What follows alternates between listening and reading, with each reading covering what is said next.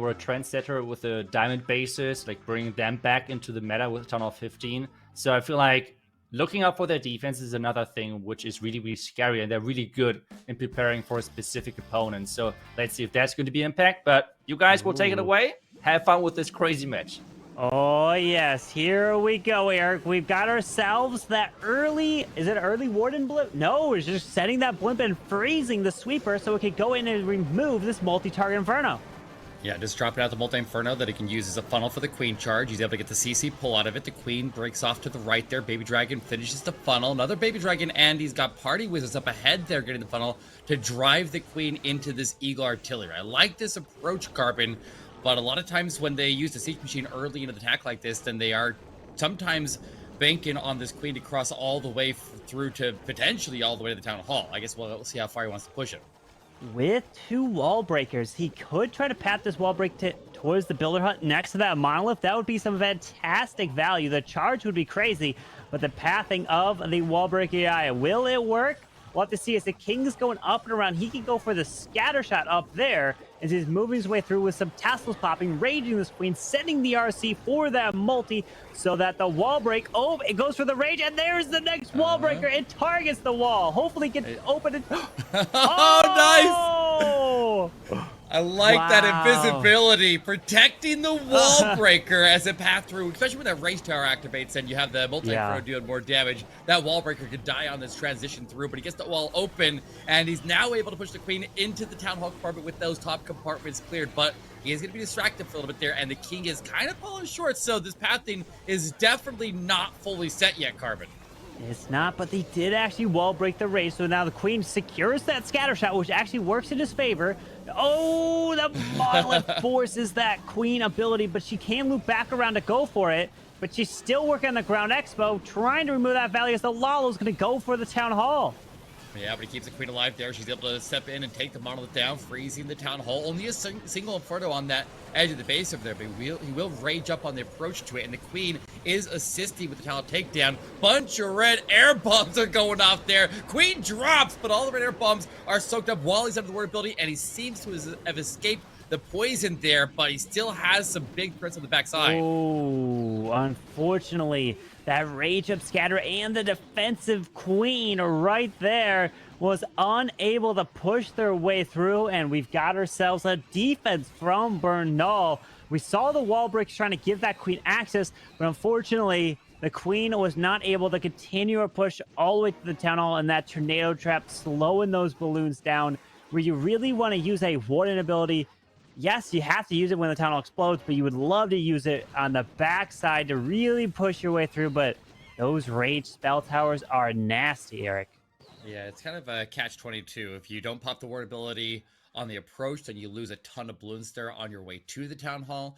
But then a lot of the base builders have actually started to put a lot of their red air bombs right behind the Town Hall with the tornado trap there. So when you come off of the Town Hall and you hit the tornado trap, and then you're having the ward ability get wasted while the timer is ticking down, and the balloons are circling around to the tornado trap, and then you end up having the red air bombs delay their hit, and they sometimes hit those balloons, and then you also get anchored down to the poison for a little bit longer. But then it wasn't even that I ended up taking it. Like I said, it was the raged up scatter shot at the very end of the path and took out all those balloons because they were all clumped up because of the tornado trap.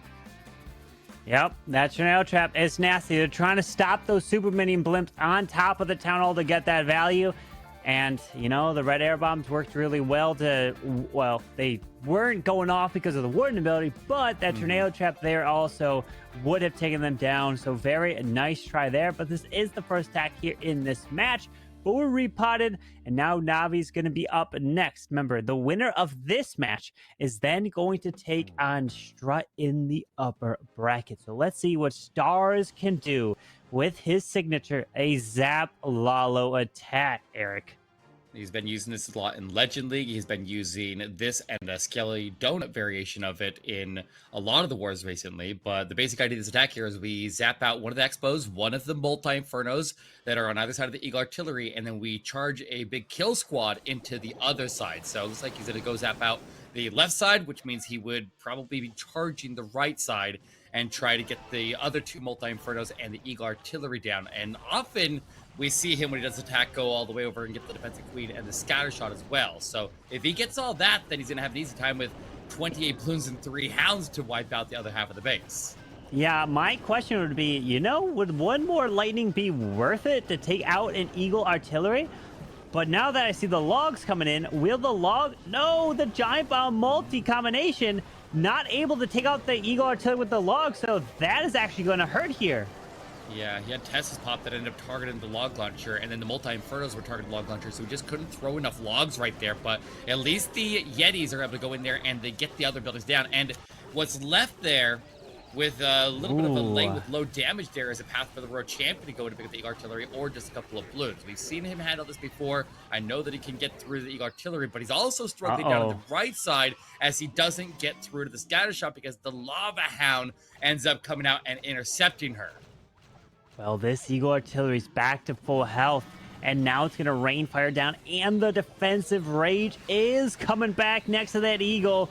So if he approaches that area, it will be nasty to push through raged up Eagle shots as the Lalo is coming over through the King to the Miles, but needs to take out the Town Hall, which is not yet activated. Remember, it only activates at 51%, or it takes some damage, as he needs to continue to push more balloons through, and he's saving onto this Raw Champion to ensure that he secures at least a second star.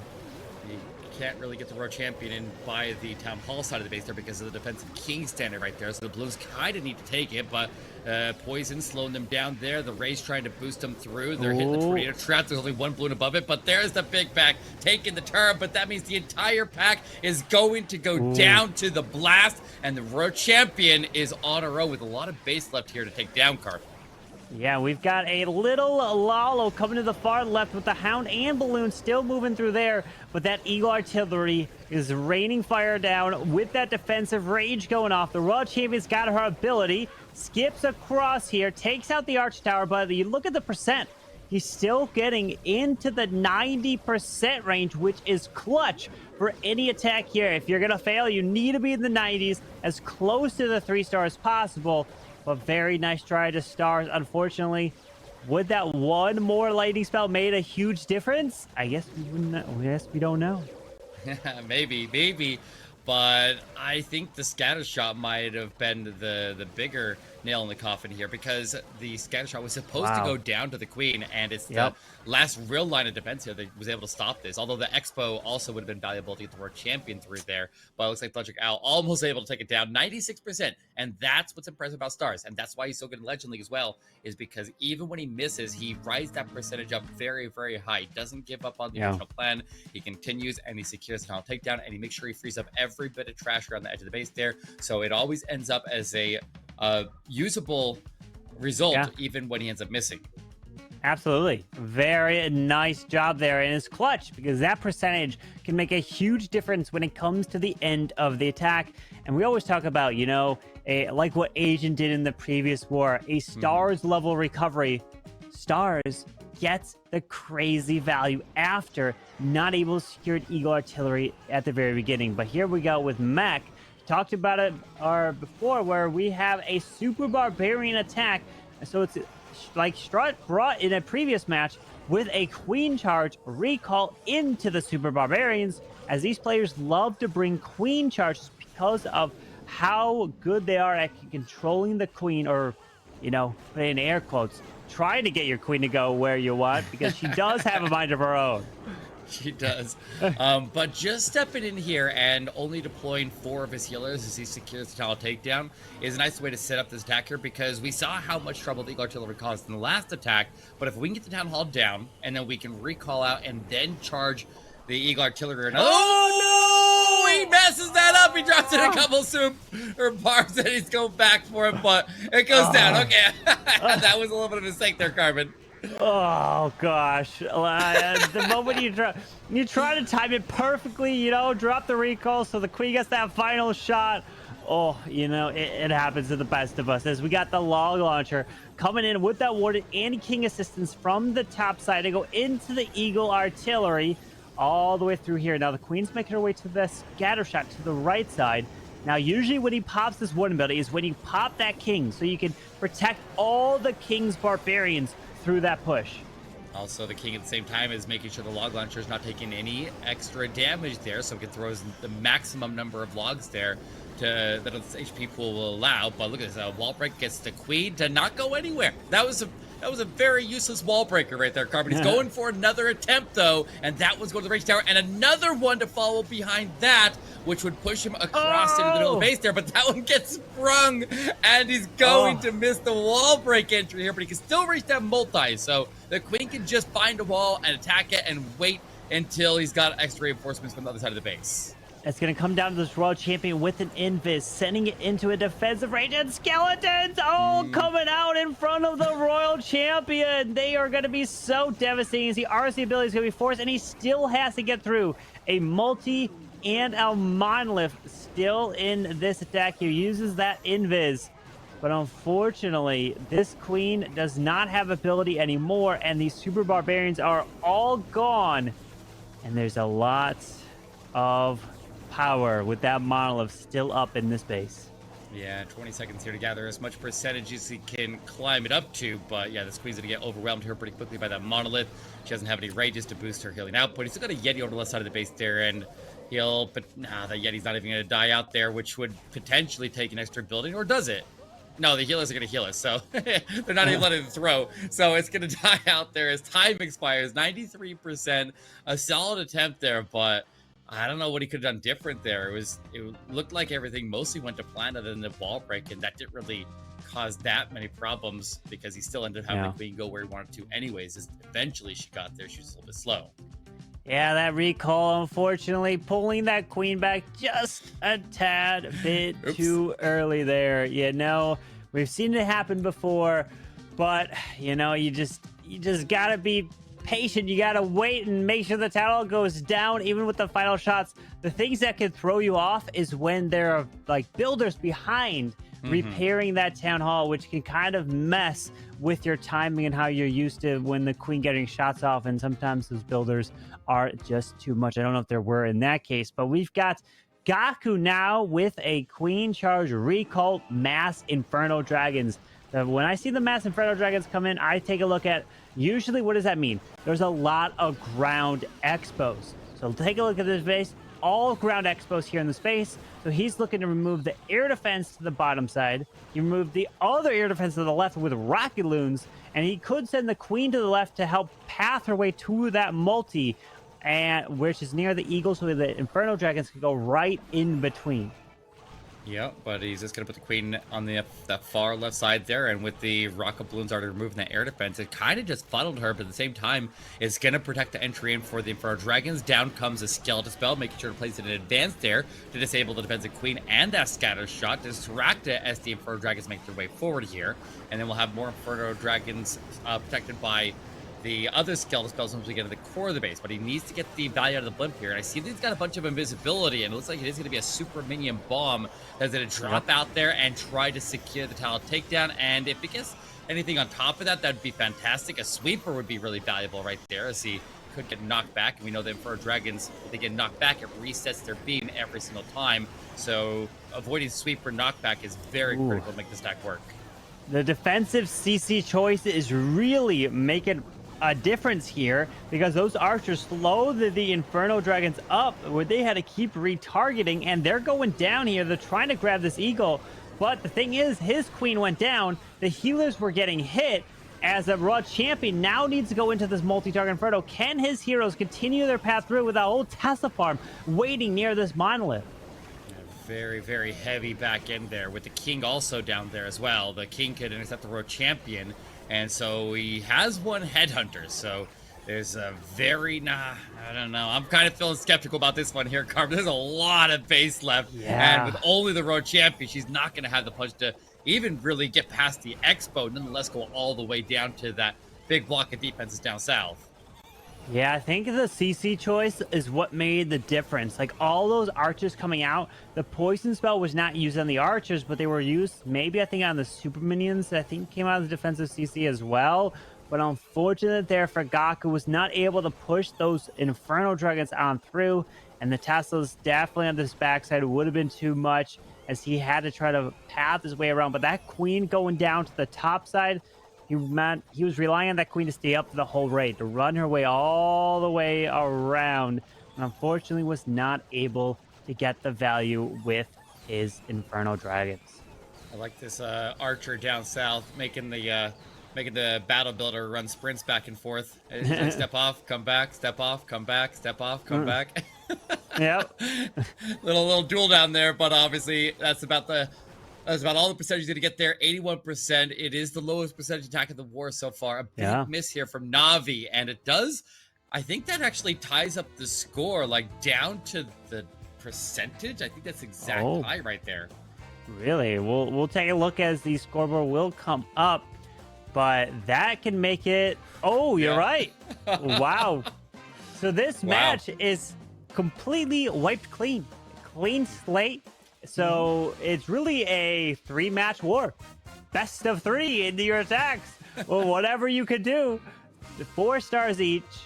Or 4 stars each with 2 attacks used. So that's why it says 4-4-2-2. So it can look a little confusing, but it's 4 stars for each team, 2 attacks used on each side, 3 left for both teams, 35.4 overall with the 2 attacks percentage added together.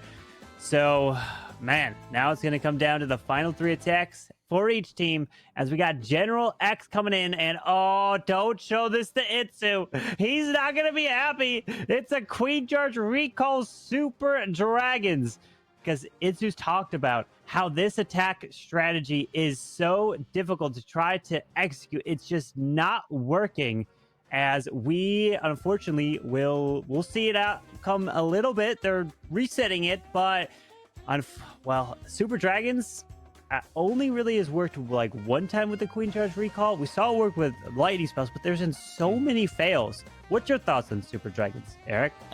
I've seen them be very hit or miss there. It just depends on exactly how many spells you have going to the core of the base there, whether you can place them at the right spot. But it's very difficult to funnel Super Dragons in general, because for whatever reason they so quickly take out what's in front of them. A lot of times them and Electro Dragons deal so much damage directly in front of them that they end up splitting off to the side. But here we go. It is starting to push in. The Queen was used to, it looks like she worked on the top side of the funnel there, recalled out, and then redeployed over to the left side of the funnel, and then the Dragons just came in right through the middle where she had the lane set up there with a blimp to travel across and secure the tile takedown. So the typical approach here, he just needs to get these Super Dragons to wipe out the interior parts of the base there, specifically if we can get into that defensive CC area and get the multi-inferno down as well. Yeah, the Queen is down to the bottom side. She's running down to the enemy queens with Super Barbarians in front, his king as well. But we're finding a Tesla farm right on down here. He's going to have to find, probably the best case for the Roach Champ might be in the core, but there is a ground expo that would be targeting if he makes that approach. Well, with no more wall breakers here and a freeze, but a skeleton spell could be clutch over to the far right side if an RC goes over there. But, ooh, the monolith is still standing at the very top side of the space. Yeah, and here comes the CC pull as well. We didn't get the CC destroyed before the ice golems came out, and that's the main purpose of the dragons there. Like, you're trying to wipe out all the way to the middle of the base there, and almost every single time you use any kind of dragon or electro dragon or super dragon attack, if we don't destroy the CC building, then any remaining ice golems, rocket balloons, or lava hounds will come out and intercept us, and I definitely slowed him down a little bit there, but he's still actually moving decent here. He's got a couple more light troops that can throw down to help assist the top of the base there. And he does have a couple freezes as well, so there may be a slight possibility if he can get past his king and use the freezes to lock the king and the monolith down. So, I mean, the queen's still moving, but I don't think she gets there in time, Carbon, so I don't think she's going to get the assist. Yeah, the queen is basically out of it at this point. He's got the freeze. Headhunter, freeze again, freeze again, freeze again. Oh, he gets it. Okay. With 12 seconds. Remember, you don't have to kill the king. You just gotta get the platform, but there's not gonna be enough time. Oh, heartbreaker right there. That's terrible. 97% still having those triples evade them. 3 misses on the board there. That's a feels bad man moment right there. Like, that's such a heartbreaker every time you see those time fails. Yeah, unfortunate. But what that means is that Navi must get at least a 97%, because we know before this attack they were exactly tied. So if they get a 97, or higher, then they could take the lead in this match because it was tied exactly on stars and percentage. But they're going for the 3 stars because they want at least a star lead. Yeah, it's set the bar very, very high here. So Yep. Navi definitely has the work cut out for them, and they still have some very good attackers left. Like who hasn't gone yet? Klaus and Bernal. There we go. Bernal in next here for Navi. He's been he originally qualified for them when they got their golden ticket, and there's been a little bit of drama with the Navi roster recently, and we don't know if they're gonna have Bernal play with them in the World Championship or not, or there's been some teasing that if Synthé doesn't make it through this golden ticket competition this weekend, then Navi would end up picking Synthé up. I don't know. We'll see what happens there. But Bernal pushing his way into the defensive queen and off to the left here, where he's got that flame flinger coming from the right, but he needs to get some protection through that mortar there to make sure that gets under control. Yeah, that mortar, though, is waiting. It's not getting enough shots off, so the flame flinger is safe for now, but you got to find some way to distract it. As this queen, will she loop her way into the scatter shot? Doesn't look like it at the moment. The air defense is hitting the healers and the RC. No, the invis. Sorry, but unfortunately, the queen is not going to scatter, so he's forced to use a handful of balloons and some dragons, I guess. Yeah, I mean, he's trying to make the adjustment the best that he can here, and it is at least clear in the compartment, and he can try to find a different way to reutilize his queen here to just go into the Eagle Artillery round off to that left side of the base here. But we are seeing a partial CC pull here. There's a couple of archers are popping out, and he still needs to secure the town hall takedown as well. And with the queen not going to that compartment, the funnel into the town hall is a little bit wider than he would have liked. So the dragons are not able to all be encompassed inside of the same rage spell with that wide split. So he'll put it right in the middle and try to get as many of them as he can, but that could spell trouble at the town hall takedown. Yeah, those sweepers, though, are causing a big issue, pushing these dragons back. Oh, okay. Hang on. That flame flinger. That flame flinger is still going. He sends the RC. Hopefully there's not skeleton trap. Oh, okay. Right on the RC. There you go. At least they're out of range of the town hall. But now it's relying on one freeze for this town hall with this world champ. All right, freeze on the approach here. Super minions are right there as well, but he's throwing everything he can over the right side of the base there to try to get the distraction for the monolith. He does end up getting a little bit of distraction. The super minions are right there. He will secure the town hall takedown, but his queen now needs to continue to survive long enough to get the percentage up to a 97%. Otherwise, Repotted Gaming is looking to take the lead, and that should seal the deal. They are going to hold the lead as they stop up for null on this one. They are going to have a strong defense. Like you mentioned, they have to get the 97%. This match still has attacks to go. 2 attacks for each team after this one right here. But we have Repotted with the lead. So if Repotted get a 2-star and Navi triple, they can take it back. It's just a percentage lead at the moment. We've got plenty of attacks to go. But this is the upper bracket. So if you're just joining us right now and curious, where do we stand? Well, this is just the second match out of 8 matches that we're going to have here today. The winner of this match is going to advance to take on Strut later today as well. And if you lose in this, you go to the lower bracket of the double elimination. We will have the final 2 elimination matches today. So that means with 2 teams today will go home, and a golden ticket will be given away tomorrow, where we'll be finishing off the rest of the matches. Absolutely. This is a very uncharacteristic match for both of these teams here. We have been seeing both of them all the way through most of the month of August, pushing nearly an 80% hit rate, averaging almost 14 stars per war. So to have this war go to this far through and not see a triple yet is pretty crazy, because even historically, like over the course of the entire year, Navi has averaged a 61% hit rate, and I'm not sure exactly where Repotted is, but they got to be somewhere similar. But they've been hot a little bit lately, as they were the highest hit rate team going through the Swiss stages, outshining every single other team of the competition. So this is very, very out of the ordinary to see this many misses, this many big defenses, and that just shows the preparation that the teams went through to get ready for these matches, to make sure they had some very, very tough bases to beat. Well, Timtastic is bringing in some super barbarians. Oh, a Skelly donut right onto this clan castle. Now monolith as well. Can he grab this value? The eagle is, or not the monolith, the eagle, I should say. Eagle and CC. And CC, yes, goes down. Eagle as well. And look at all of those multis in the core space. At least he doesn't have to worry about a defending clan castle coming out. Yeah, but now the multis aren't going to be raged when he goes in that area, which is huge. Getting that rage tower out of the way. Because, like, even though the other targets were high value, that rage tower, honestly, was one of the highest value targets in the area. Even just pre-triggering it so it doesn't go off a little bit later there would have been valuable. But this is a strong setup here as he pushes his queen towards the town hall. If she goes in, she kind of needs to go in and secure the town takedown. He has an invisibility, so he could try to redirect her if she doesn't go where he wants her to. But that could be a problem if he's not ready to get that redirect. I don't think he can grab the town hall with his queen. That's a lot because 2 expos on her. He's going to blimp it. Okay.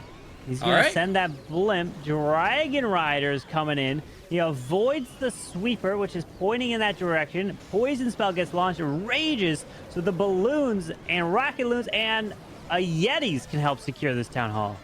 If they can also turn around and get an expo down or a multi-inferno, that'd also be valuable. But the poison burns up those Yetis right after they take the town down. That's fine, though. That's fine. He's still got a lot of force moving. He still has 9 balloons on standby, and his Road Champion getting supported by a bunch of super barbarians and a skeleton spell at the top of the base there. There's not a lot of big threats left here on the base for the Road Champion other than these expos, but the expos are going to be very difficult to deal with right now if he doesn't get the or if he doesn't get these Dragon Riders to take him out in the court, but she does go down anyways. He's kind of struggling here.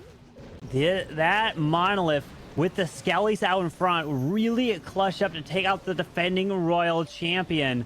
So if you're looking to where to put your defensive Skelly spells, well, put them next to a monolith. Put them next to some multis, scatter shots in those compartments to help prevent Royal Champions from getting that value. Unfortunately, now this sweeper paired with the multi is going to be way too much for these balloons.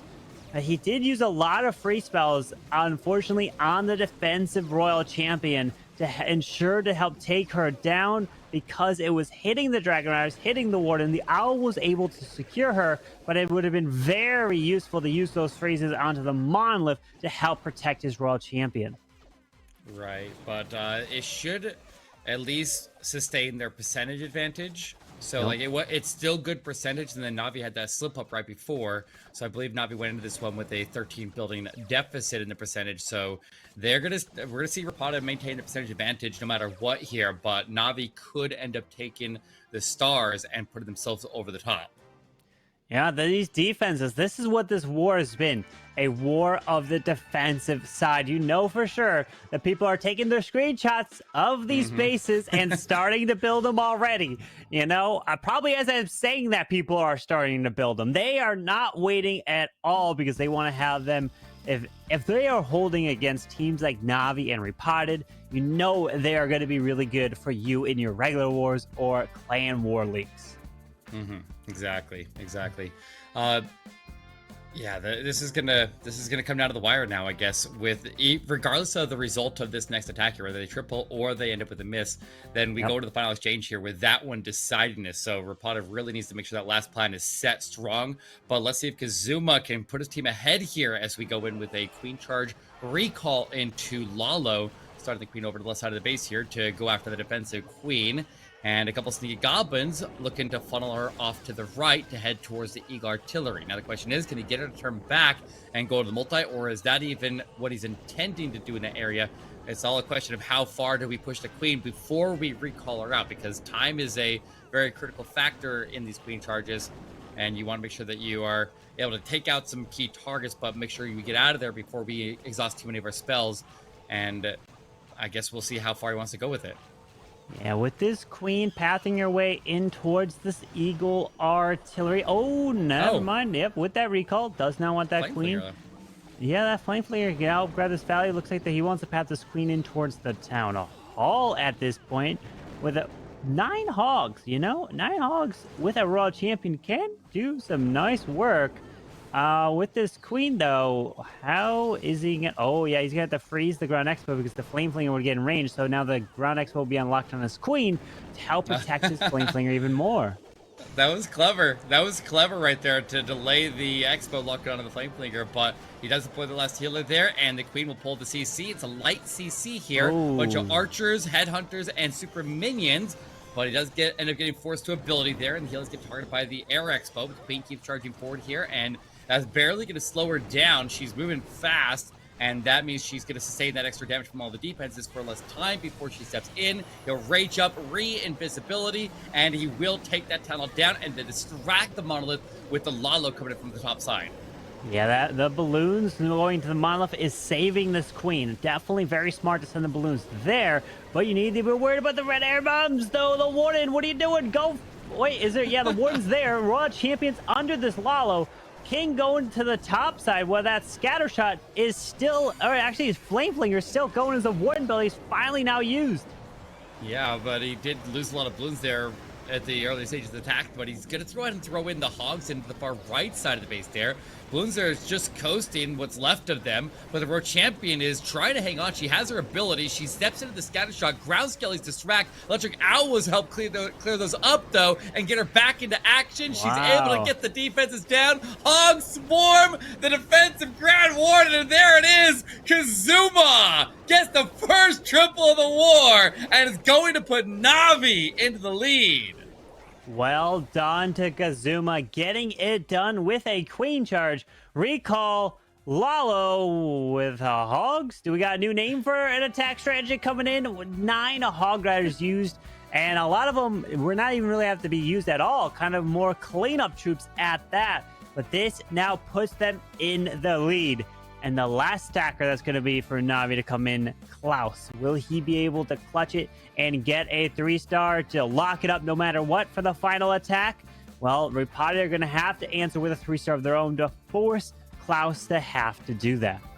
Yeah, but they're going to have a 3-star, because if they don't, then Klaus could just get a safe 2-star, and we could end up seeing the war end on that note. And I guess it just depends on what Repotted can do here, but I mean, they've struggled so far on beating these Navi bases, and I know this team is capable. I know that they can come out here swinging, so it leaves you wondering if Klaus is getting ready for that final attack there. Does he take any risk with it? Because there's not going to be a lot of time to be able to switch the plan to something else there after he sees what happens. So he's going to have to decide now if he sticks with a plan that has any inherent risk in it, or if he just goes with something that could just be a Hail Mary across the base. I guess we'll see. But here we go. Team Burr live for the final attack of Repotted, and this could decide whether they survive in the upper bracket and face Strut, or if they let Navi slip by past them.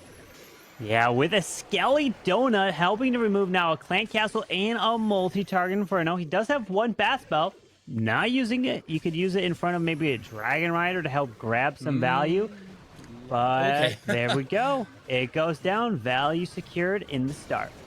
That's the advantage of using the skeleton rather than the bats to destroy buildings there, because the skeletons, when they spawn, they have a shield, and so they can take 1 strike from a scatter shot and then still survive, where bats would have had the entire group wiped out there. But he does use the ward ability with the blimp right after the Skelly Donut, and the blimp sails all the way across the base there, lands at the Town Hall. A big risk on that long path there, but he does take the Town Hall down. He might get the multi as well. He goes invisible with the Yetis, and he gets them to switch over. They get the multi. Timber, that was brilliant. I like that a lot. Very nice. As now the Lalo is now coming down to the bottom side, but no Warden down there to help assist. The Warden is joining in with the King and Queen to the top side. That Warden's actually still got full health, so he's going to be clutch moving through. The balloons are looking to remove the Eagle Artillery, and now it's a matter of his heroes running all the way around this. Hopefully this Rage spell on the defensive side next to that multi does not come back. Still has Headhunters to go deal with the defensive King and for the defensive Queen. Maybe just have one of them for each of them, but he's got a couple of freezes as well that he can help assist there. There goes the first Headhunter to go after the defensive King. The balloon's dying over to the left side of the base there, but that's fine. They already did their job, so not a big deal. And I like this Electric Titan thing, the inside path there where we could see ground skellies around the Tesla farm, and keeping the heroes in action there by making sure they don't get slowed down by light troops. And it's not looking too bad here, Carbon Pit. I think he seems to have it under control. Here comes the rest of everything in the backside. Freeze the Queen, and I think he's just going to completely overwhelm this last corner of the base. Saving those back-end balloons to move on in with this Raw Champion. What a brilliant attack here from Temper, Wow. which now is going to put all the pressure on Klaus, who will have to 3-star to move up in this upper bracket. If he doesn't, then they'll lose on percentage. And this is a crazy one. I saying Klaus would potentially do like a Hail Mary across the base there. That blimp felt like that Hail Mary across the base there, but it landed and it got more than we could have hoped for there, taking out the Town Hall and that multi-inferno, really setting up the next phase of attack. That was a really interesting attack. I don't think I've ever seen anybody attack with a method like that. That was completely out of the ordinary here. You know, that's what it takes to take down these bases. You got to bring attacks the enemy is not going to expect at those angles as well. The blimp getting the Town Hall, the Invis allowing the Yetis to then grab that multi, to then easily path his way around, making it look easy, but it's not easy. These teams are so good, but it's these bases that are also playing mind games, because all these first set of wars, these teams have had time to prepare. It's going to come later on in the tournament where they're going to not have as prepared bases for the teams. Yes, they can kind of predict who they may play throughout the stages, but still, you never know. It's this first match that they could prepare the most for, because they know guaranteed who they're facing off. Exactly. And it's hard to predict Navi. They're definitely a difficult team to predict there. But let's see what Klaus has for us. He's breaking out the Inferno Dragons, taking a page out of Gaku's book on this one. He has one of his favorite attacks there, but it's going to be a recall attack, but not with a queen charge. He's got a little bit of lightning that he can use to take out a sweeper. Just 2 brought into attack here. It looks like the queen will deploy to the right side of the base there with a giant. And I assume she's just going in here to get the funnel, and then he'll just recall her out of there and then redeploy her with the king somewhere else. I've seen this attack before. I've done this attack, and I have a general idea of how it works. But it is not easy to get everything in the right spot because you have a lot of moving parts all at the same time, and it can be very difficult to manage. But Klaus is definitely a player that's capable of doing it. With that queen, I'm curious, should he have taken out that one collector? Because it could force some Inferno Dragons down to that bottom side. You never know. Every building matters in terms when it comes down to a funneling, as the Inferno Dragons are now right on in towards that World Champion. Still waiting, unless he redeployed his queen already somewhere, because that blimp has got the Warden ability. Well, the Warden ability protecting the blimp, going all the way for the Town Hall. Nice entry into the base right there. There's the red air bombs going off on the balloons, but they do secure the tunnel takedown, and all the red air bombs were mostly, I assume most of the base's red air bombs are triggered right there, which means these Inferno Dragons are much safer as they go into the core. Nice grouping of them gets into the middle, and if they get into the CC and destroy it before anything significant comes out of there, then they can definitely move through a lot easier. I saw a couple super minions out of there. There might be more, there might not, but he's not going to have to worry about it because Inferno Dragon's got it under control, and I like the skeleton spell up top here, but that World Champion deployed very early in the attack here, Carbon. Yeah, he's forced with that freeze. A lot of the Inferno Dragons did split in different directions, as that defensive rage spell is doing a lot of damage here to his heroes, but there's a lot left. With the defensive queen and a full health defensive king still up with a freeze and 1 skeleton, the queen ability goes off, but this is not looking good. The World Champion is down, and he's not going to be able to push through with his heroes here. Yeah, that's not gonna happen. Inferno Dragon's falling short for Klaus, and I told you from the start, do not underestimate Repotted Gaming, where they lacked in some offense for the most part today. Both of the teams did, for that matter. They made it up with some very, very strong bases that were unbreakable even by Navi. So very, very crazy war here, how it ended up playing out here. I didn't expect it to be so insanely close at the end there, but the percentages kind of bounced back and forth all the way through. The lead change, and we end up with Repotted Gaming on top as Klaus falls short, and Navi is going to be sent packing down to the lower bracket. Navi in the lower bracket indeed now, so they're going to be fighting for their hopes to stay alive to get as much of the prize pool as possible for them. But congratulations to